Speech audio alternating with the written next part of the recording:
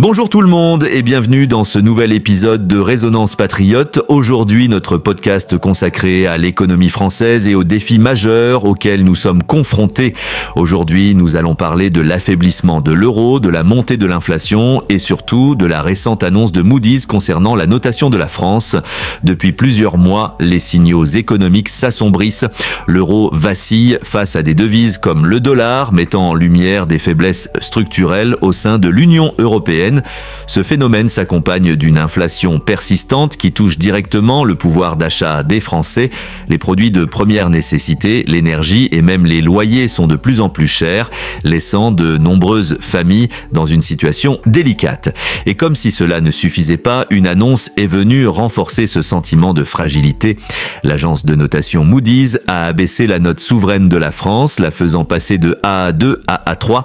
Cette dégradation expliquée par une détérioration des finances publiques et une instabilité politique accrue a un impact significatif. Pourquoi ? Parce qu'elle reflète la perception des investisseurs internationaux et peut entraîner une augmentation des coûts d'emprunt pour notre pays.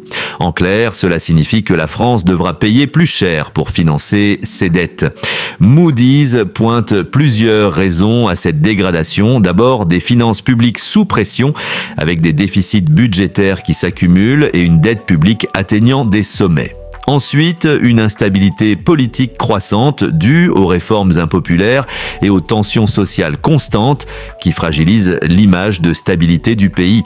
Enfin, un manque de perspectives claires sur les réformes futures et la gestion économique, ce qui rend les investisseurs prudents. Cette dégradation n'est pas qu'un problème pour les élites ou les marchés financiers, elle a des répercussions directes pour nous tous.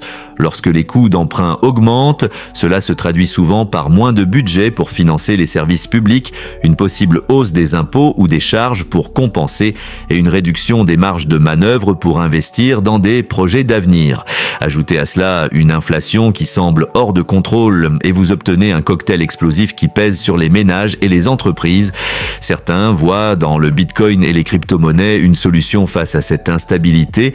Le Bitcoin, souvent appelé or numérique, gagne en popularité comme réserve de valeur, mais attention, tout investissement comporte des risques. La volatilité des cryptos est encore bien plus importante que celle des monnaies traditionnelles.